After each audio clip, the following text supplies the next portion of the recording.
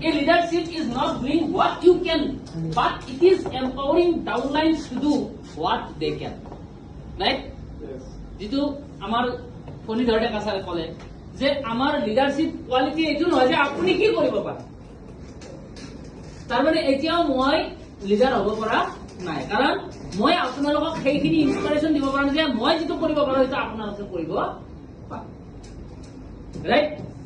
এতিয়ালৈকে আপোনালোকে ডুপ্লিকেশন যদি কৰা নাই যে লিডাৰশিপ মিটিং কৰিছে কিছু পৰিমাণে কৰিছে কিন্তু it is very very important যে লিডাৰশিপ